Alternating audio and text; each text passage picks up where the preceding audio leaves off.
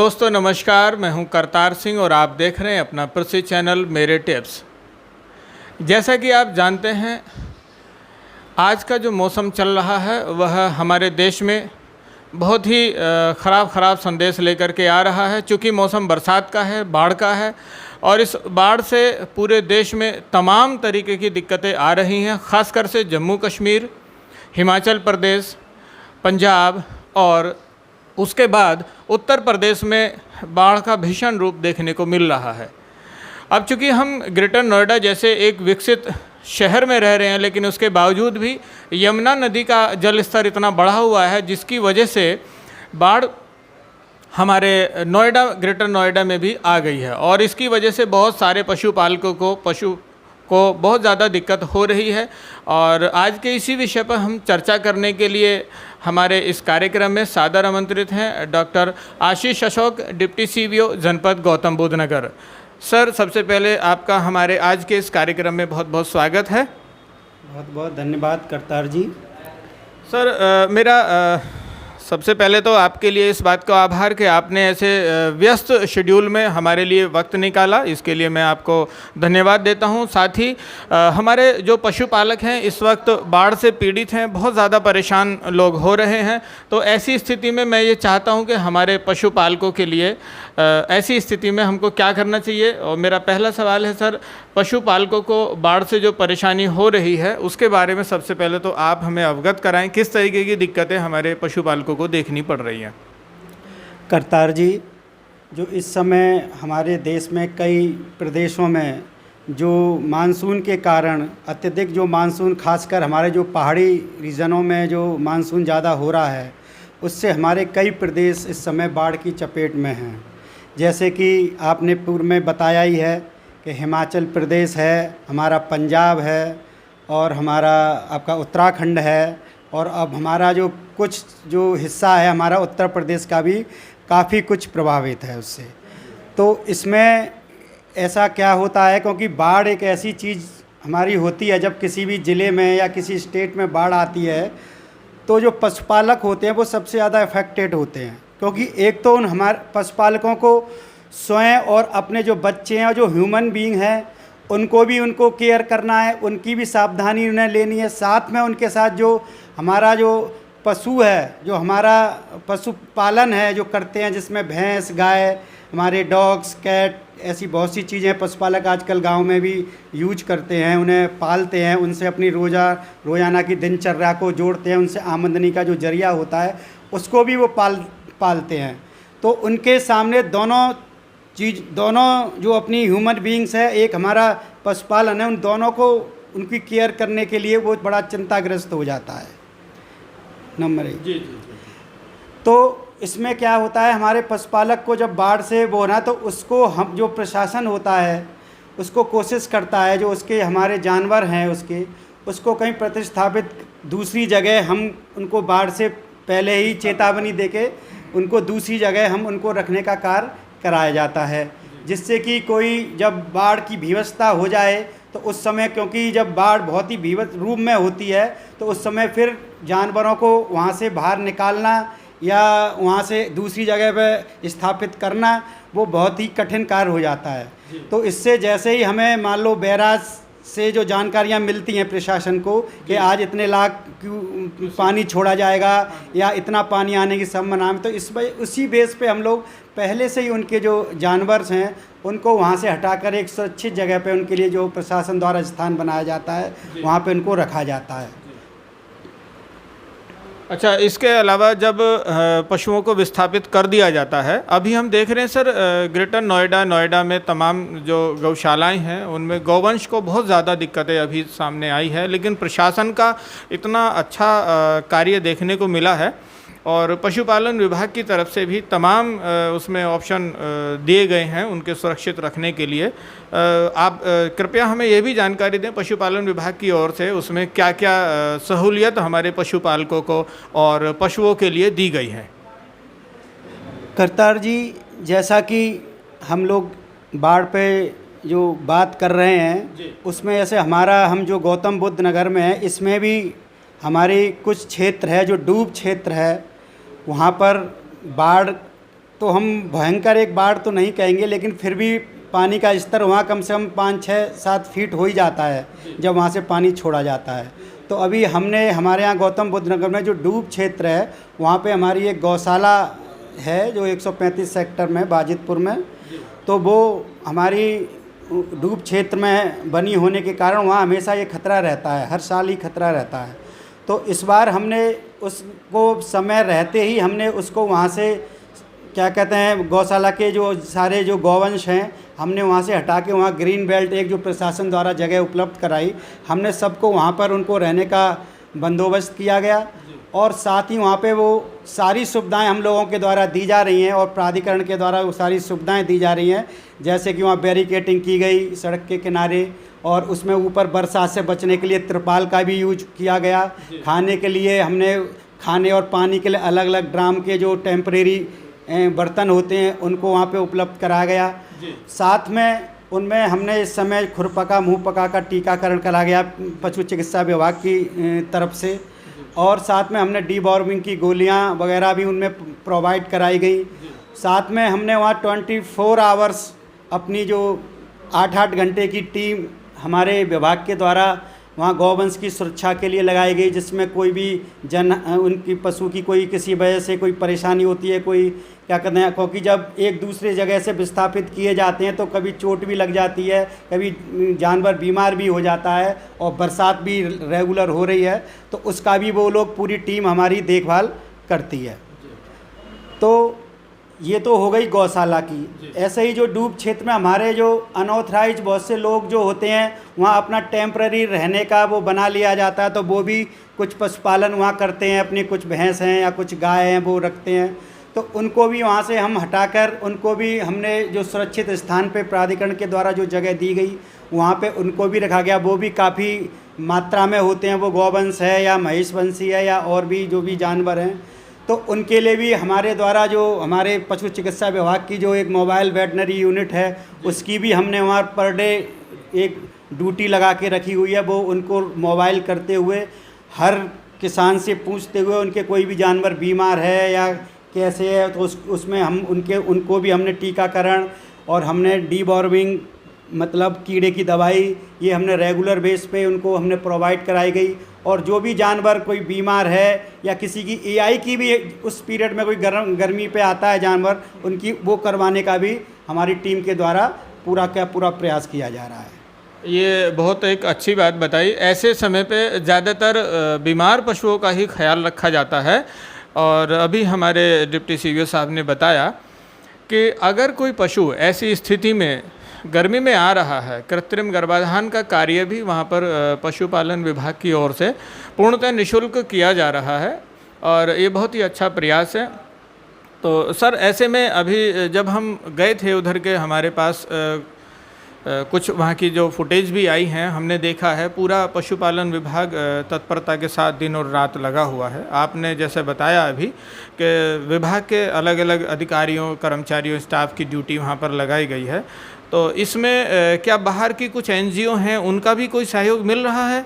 जी करतार जी, हमने यहाँ पे गौतम बुद्ध नगर में ये काफ़ी देखा है, जब भी कोई इस तरह की जो परेशानियाँ आती हैं पब्लिक में या एनिमल्स के लिए, तो यहाँ स्वयंसेवी संस्थाएं बहुत ही जल्दी एक्टिव हो जाती हैं। हमने यहाँ पर देखा जो वहाँ से विस्थापित करके जो लोग बाग आए उनके लिए भी भोजनालय काफ़ी संख्या में आ गए, और जो स्ट्रीट डॉग्स के लिए भी हमने देखा जो डॉग का जो एनजीओ होते हैं उन्होंने उनके लिए भी फूड और उसका इंतज़ाम किया गया। और जो आश्रय केंद्र प्रशासन द्वारा वहाँ लोगों के लिए भी बनाए गए, उनमें जो डॉग रखते हैं, जो कुत्तों को पालते हैं, वो वहाँ भी जो डॉग थे वो हमारी जिलाधिकारी महोदया के द्वारा भी हमें ये बताया गया कि क्योंकि ये ह्यूमन कांटेक्ट में हैं तो इनको भी आप वैक्सीनेशन और उसका भी ध्यान रखें। तो उसको भी हमने यहाँ पे पूरा ध्यान रखते हुए उन डॉग्स में भी रेबीज वैक्सीनेशन का हमारे द्वारा टीका कराया गया है। तो हमने हर एंगल से यहाँ पे कोशिश की है कि पशुपालक और हमारे जो गौवंशी है, महिषवंशी है और हमारे जो डॉग हैं और जो भी क्या कहते हैं आपकी कोई भेड़ हैं या हमारी गौट है, उनको किसी भी तरह की परेशानी ना हो जाए। ये एक बहुत ही अच्छी बात है। पशुपालन विभाग जनपद गौतम बुद्ध नगर की तरफ से बहुत ही अच्छी पहल की गई है और ऐसा इस बार थोड़ा सा ज़्यादा किया गया है क्योंकि बाढ़ की स्थिति पहले इतनी ख़राब नहीं रही, थोड़ा इस बार थी, लेकिन अब पानी उतर गया है, जैसे कि हमने देखा है पानी काफ़ी उतर गया है। तो एक बहुत ही महत्वपूर्ण सवाल सर मैं आपसे ये करना चाहता हूँ कि इस बार का समय तो बीत गया है और अब पानी उतरने भी लगा है, जैसा कि आपने भी बताया, हमने भी देखा है। यदि चूँकि ये प्रक्रिया हर दूसरे तीसरे साल इस तरह से होता ही रहता है, चूँकि यमुना जी का जलस्तर जब बढ़ता है तो हथनीकुंड बैराज से पानी छोड़ने के बाद यहाँ 2 से 3 दिन बाद 4 दिन बाद ये स्थिति आ जाती है। इस बार तो बहुत ही अच्छा प्रयास रहा कि समय रहते किसी भी पशु को पानी तक जाने का मौका नहीं मिला, उससे पहले ही उनको विस्थापित कर दिया गया। ये वाकई काबिल तारीफ़ कार्य किया गया है। मेरा सवाल यह है कि सर इन फ्यूचर अगर कभी इस तरीके की समस्या आती है तो पशुपालकों को पहले से ही किन तैयारियों को करके रखना चाहिए ताकि इस तरीके की आपदा से बचा जा सके? आपने ये बहुत ही अच्छा प्रश्न किया है करतार जी। एक्चुअली में हमारे जो पशुपालक हैं उनको पता भी होता है कि हम जो यमुना किनारे पे जो हम रह रहे हैं, यहाँ पे जब भी बरसात का सीज़न होता है हमेशा इस चीज़ का डर रहता है, लेकिन वो लोग थोड़ा आप कह लो कि जानकारी का अभाव उनको कह लो, या वो थोड़ा ये समझते हैं इस बार आएगी नहीं, तो वो थोड़ा पहले से सजग नहीं होते हैं। लेकिन क्योंकि हमारा पशुपालन विभाग है और यहाँ का जो प्रशासन है वो पहले से इस चीज़ के उसमें रहता है, तो हम ये चाहते हैं कि पशुपालक खुद भी इतना इंटरेस्ट इस चीज़ में ले के जो बरसात का मौसम है उसमें जब उसे मालूम होता है कि पानी इसमें अगर जब बढ़ेगा तो हमारा जानवर है हमारे साथ में, तो उसको परेशानी ना हो, तो वो उसको पहले से ही वहाँ संबंधित जो भी हमारा सेवा केंद्र है या हमारा कोई पशु चिकित्सालय, वहाँ पहले से ही उनसे मिल के और उनको बता के अपने अपने जानवरों का वैक्सीनेशन करा लेना चाहिए और उनमें पेट के कीड़ा वगैरह की दवाई करवा लेनी चाहिए। और कोई भी अपने कुछ नंबर, फ़ोन नंबर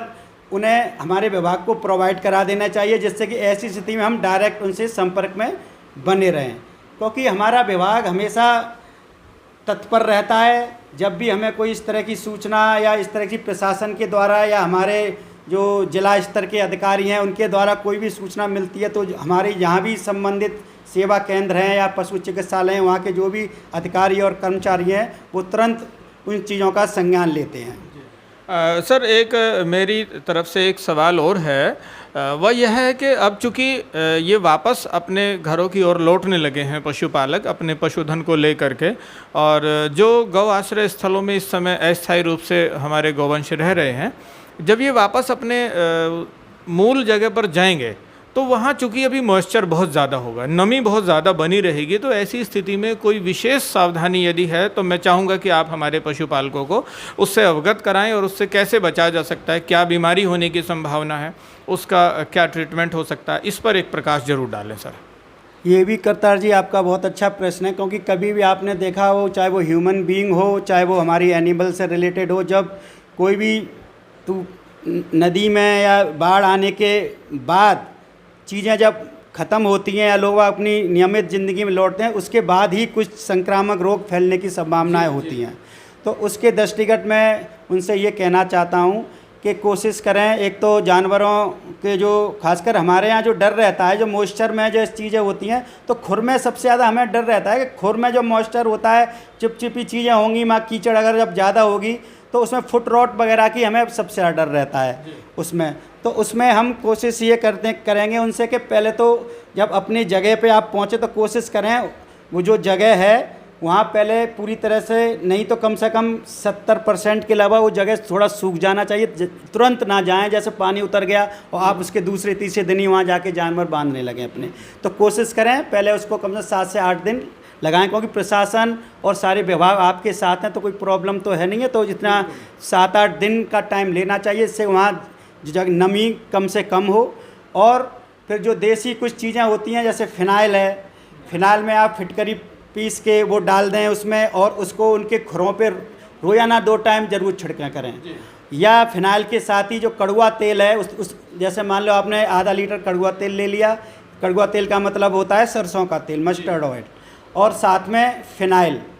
बराबर मात्रा में लेके और वो किसी बर्तन में उसको गर्म करें और उसको एक पूरा उबाल तक गर्म करें और उसके बाद ठंडे होके अपनी बोतल में भर के रख लें और बोतल में ऊपर अपना एक छेद कर लें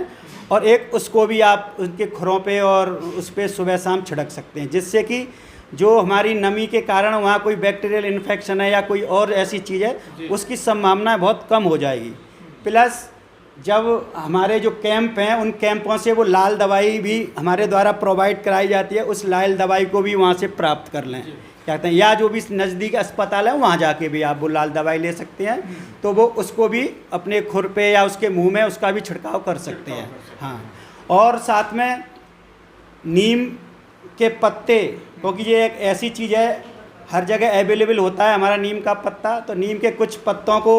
आप कूट के और उसको गर्म पानी में उसका थोड़ा एक्सट्रैक्ट निकाल के फिर उसको जब पानी पिलाएं उसमें थोड़ा थोड़ा एक्सट्रैक्ट ज़रूर डालते रहें, क्योंकि वो हमारा एंटी बैक्टीरियल क्या कहते हैं वायरल का इफेक्ट रहता है, तो जानवर को कम से कम कोई भी उससे बैक्टीरियल या वायरल बीमारी होने के चांस कम से कम होंगे।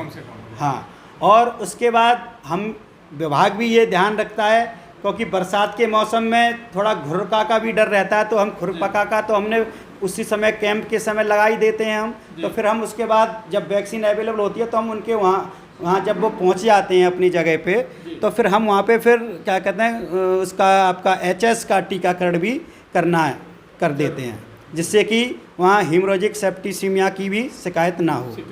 तो ये छोटी छोटी सावधानियाँ जानवर में होती हैं, बाकी जो ईश्वर की कृपा से हमारे जानवर को ईश्वरीय शक्ति इतनी प्रदान होती है कि वो बहुत सी छोटी छोटी बीमारियों को तो वो स्वयं झेल लेते हैं। तो मैं पशुपालकों से बस यही कहना चाहता हूँ कि ये छोटी छोटी चीज़ें हैं, बहुत सी और देसी चीज़ें होती हैं, गूगल का धुआं वगैरह ये थोड़ा बहुत करते रहें, जिससे वायरल का हमारा इन्वायरमेंट है उसमें बस मॉइस्चर और मच्छर भी नहीं आएंगे आपके, और क्या कहते हैं प्लस नीम के जो सूखे पत्ते भी हो जाएं, अगर आप सूखा उनको जला दो तो उससे भी मच्छर और उनका बचाव होता है। बाकी जो चूना होता है जहाँ बांध रहे हैं उन चूनों का भी छिड़काव करें, और जो हम पानी पीने के लिए बर्तन और जो चारा खाने के लिए जो बर्तन है उनको भी या तो PP लोशन से या कोई भी डिसइंफेक्टेंट से आप उनको ज़रूर साफ़ सफाई रखें। बहुत ही महत्वपूर्ण बात हमारे डिप्टी CBO साहब ने बताई है, तो मैं उसी बात को अपने शॉर्ट में ये बता देता हूँ। मुख्य 3 बिंदु हैं। नंबर 1, आप बहुत जल्दबाजी ना करें। जहाँ आप रहते हैं, आपका पशुधन रहता है, उस जगह पर जाने के लिए कुछ दिन वेट करें। आपके साथ पूरा प्रशासन, पूरा पशुपालन विभाग जनपद गौतम बुद्ध नगर तैयार खड़ा है। दूसरा, जब तक उसमें बहुत ज़्यादा नमी ना हो, उसको 70% कम से कम सूखा हो जाना चाहिए, तब आप वहाँ जाएं उस जगह को, उसमें तब जाके पशुओं को बांधें। तीसरा, आप वहाँ पर अपने पशुओं को ज़रूरत है तो घुरका यानी HS जो होता है उसको गला घोटू जिसे बोलते हैं, उसका टीका वहाँ पे ज़रूर आप लगवा लें। इसके अलावा अपना लाल दवा का छिड़काव अपना लगातार ज़रूर जारी रखें। इसके अलावा भी यदि कोई आपको किसी तरह की कोई भी दिक्कत आती है तो मैं आपको 2 नंबर दूंगा, आप उन पे डॉक्टर साहब के फ़ोन पर भी आप फ़ोन करके आप अपनी समस्या का निराकरण पूछ सकते हैं। और आज के इस कार्यक्रम में मुझे उम्मीद है आपको ये जानकारी, बहुत ही महत्वपूर्ण जानकारी जो हमारे डिप्टी CBO साहब ने दी है, बहुत ही महत्वपूर्ण जानकारी है और आपको ज़रूर पसंद आई होगी। ऐसे चिंतन करना बहुत ज़रूरी है चीज़ों का, क्योंकि समय रहते अगर हम कदम नहीं उठाएंगे तो उससे दिक्कतें ही आती हैं। और इस बार समय रहते बहुत ही अच्छा कार्य पशुपालन विभाग द्वारा किया गया है, हमारे अफसरान द्वारा किया गया है। इसके लिए मैं जी हाँ करतार जी, एक चीज़ और मैं कहना चाहता हूँ, क्योंकि ये जो बाढ़ वाला जो राहत केंद्र वहाँ बनाया गया था, तो उसमें हमारी जो 24 घंटे टीमों ने काम किया था, उसका मैं एज ए नोडल भी मैं उसको देख रहा था, तो मैं उससे बहुत ज़्यादा संपर्क रहा उस पूरे प्रकरण में जो 8 से 10 दिन तक अभी ये चला था। उसमें हमारे एक दिन हमारे माननीय जो प्रभारी मंत्री जी हैं श्री ब्रजेश सिंह के द्वारा भी उसका इंस्पेक्शन किया गया गौशाला का, तो और साथ में हमारी जो यहाँ की बड़ी एक्टिव हमारी जिलाधिकारी महोदया हैं वो भी साथ थी, तो उनके द्वारा गौशाला की जब व्यवस्थाएं वहाँ देखी गई और हमारी टीम जो वहाँ पे पूरी मुस्तैद थी और हमारी जो मोबाइल वेटरनरी यूनिट की भी जो उन्होंने वहाँ सुविधा दी, तो उसका भी उनके द्वारा बहुत ही बुरी बुरी प्रशंसा की गई और हमारी पशुपालक टीम और हमारे मुख्य पशु चिकित्सा अधिकारी की पीठ थपथपाने का हमारे मंत्री जी ने काम किया। इसलिए हम पशुपालकों से मैं यही अपील करता हूँ कि गौतम बुद्ध नगर प्रशासन एवं हमारा जो पशुपालन विभाग हमेशा आपके साथ है। किसी भी चीज़ में आप बस घबराएं ना, संबंधित जो भी नज़दीकी पशु चिकित्सा केंद्र हो और आपके यहाँ पशु चिकित्सालय हो, वहाँ आप संपर्क करें, अपनी जो परेशानियाँ हैं वो बताएं, जो भी परेशानी होगी उसका वहाँ से समाधान किया जाए। बहुत ही अच्छी बात आपने कही। कार्य जब होता है तो दिखता भी है, और इसीलिए डॉक्टर अरुण सचान जो मुख्य पशु चिकित्सा अधिकारी जनपद गौतम बुद्ध नगर हैं, आपके नेतृत्व में ये बाढ़ पीड़ित का जो कार्य किया गया है बहुत ही अच्छा कार्य किया गया है। शासन प्रशासन द्वारा उसकी तारीफ़ की गई है। हमारे चैनल की ओर से भी आप सभी को बहुत बहुत शुभकामनाएं। अगर आपको ये वीडियो पसंद है तो आप अपने सभी जानकारी में आप इस वीडियो को ज़्यादा से ज़्यादा पशुपालकों तक भेजें ताकि उनके भी ये काम आए। और चैनल यदि आपने सब्सक्राइब नहीं किया है तो प्लीज़ चैनल को सब्सक्राइब करें। आप देख रहे थे अपना मनपसंद चैनल मेरे टिप्स। धन्यवाद, नमस्कार।